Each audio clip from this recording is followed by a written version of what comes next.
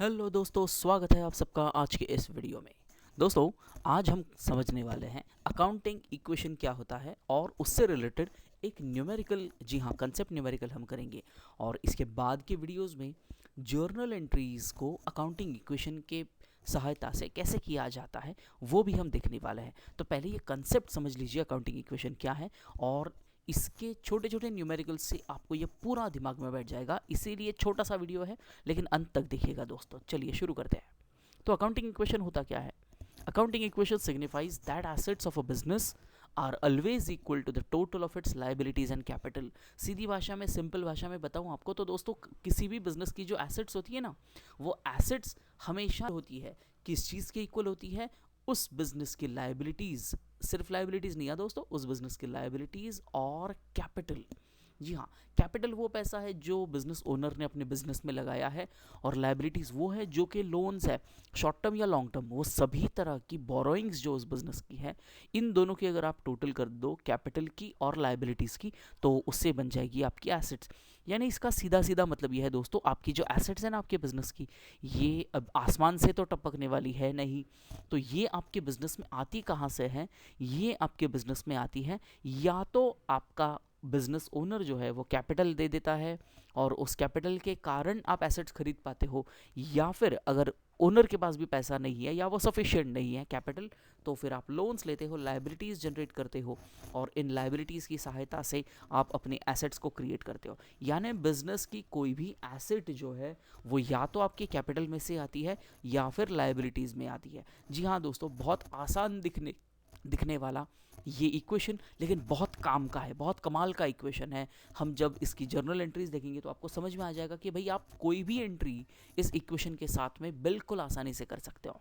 Okay, अच्छा, अब इसी फॉर्मूला को मैं अगर थोड़ा सा ट्वीक कर दूँ, थोड़ा सा तोड़ मरोड़ दूँ, तो क्या हो जाएगा दोस्तों?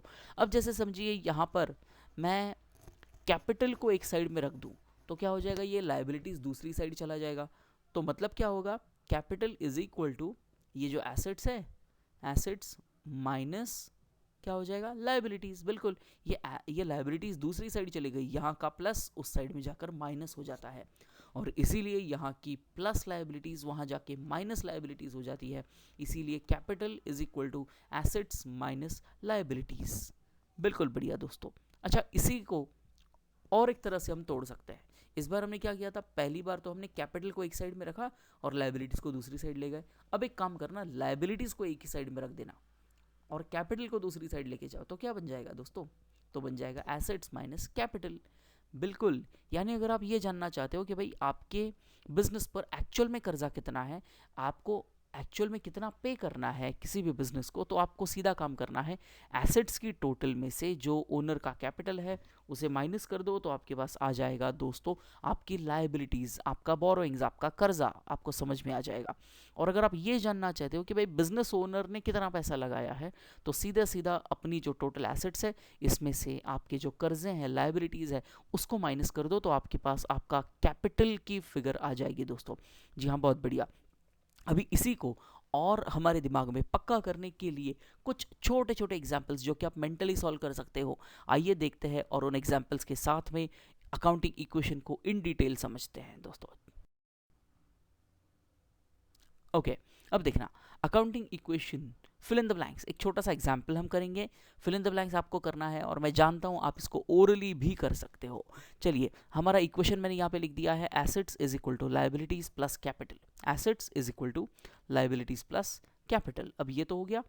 चलिए, पहला क्या है? एसेट्स आपको दी गई है 20,000 रुपीज़ और लाइबिलिटीज़ है 15,000 रुपीज़। दोस्तों, क्या आप बता पाओगे कैपिटल कितना आएगा फिर? अगर एसेट्स 20,000 है और हम जानते हैं कि assets is equal to liabilities plus capital, तो ये 20,000 इज इक्वल टू 15,000 प्लस कितना? अरे भाई, ये तो थर्ड स्टैंडर्ड का बच्चा भी बता देगा।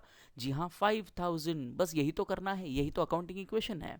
Assets is equal to liabilities plus capital, तो 20,000 कैसे आया? 15,000 प्लस 5,000। चलिए, अगला क्वेश्चन आप बताएंगे, मैं नहीं बताने वाला इसका आंसर। ओहो, अभी आपको दिया गया है लाइबिलिटीज 20,000 है, लाइबिलिटीज 20,000 है और कैपिटल 12,000 है। चलो बताओ दोस्तों, एसेट्स आपको निकालनी है। अगर लाइबिलिटीज और कैपिटल आपको पता है तो एसेट्स आप निकाल ही लोगे। क्या है आंसर? कमेंट कीजिएगा प्लीज।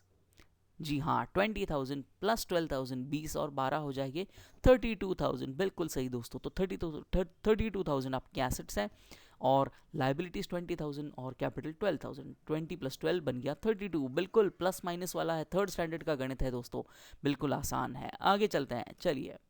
ओहो, अब बड़ा अमाउंट है। एसेट्स आपकी 1 लाख रुपए की एसेट्स है, ठीक है, कोई फर्क नहीं पड़ता। अगर एसेट्स 1 लाख रुपए है तो दूसरी साइड की टोटल कितनी होगी दोस्तों, लाइबिलिटीज और कैपिटल की? बिल्कुल 1 लाख ही तो होनी चाहिए। अच्छा, उसमें दिया है कैपिटल 70,000 है, तो आपकी एसेट्स 1 लाख है, कैपिटल 70,000 है, तो बचा क्या? लाइबिलिटीज कितनी बचेगी? कैसे करोगे? 1 लाख माइनस 70,000, 1 लाख माइनस 70,000। आप जब इसे सब्ट्रैक्ट कर दोगे तो क्या आ जाएगा? 30,000। बिल्कुल सही दोस्तों, क्या बात है ना। चलो आगे चलते हैं। ओके, अब दी गई है लाइबिलिटीज। लाइबिलिटीज है 60,000 और एसेट्स है 75,000। तो आपको लाइबिलिटीज पता है 60,000 है, एसेट्स पता है 75,000 है, तो कैपिटल निकालना कोई बड़ी बात नहीं है। क्या करोगे?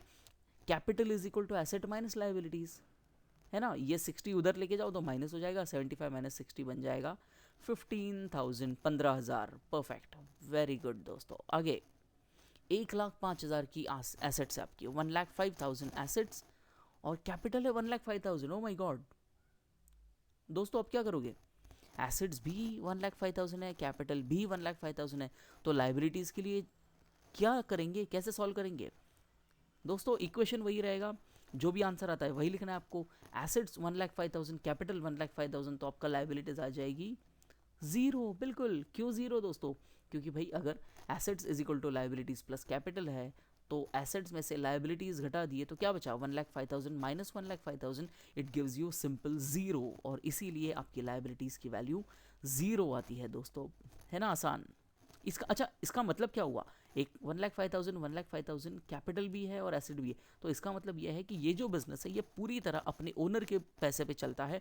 इन्होंने कोई भी बोरोइंग्स नहीं किया है, कोई भी लोन नहीं लिया है इस बिजनेस ने।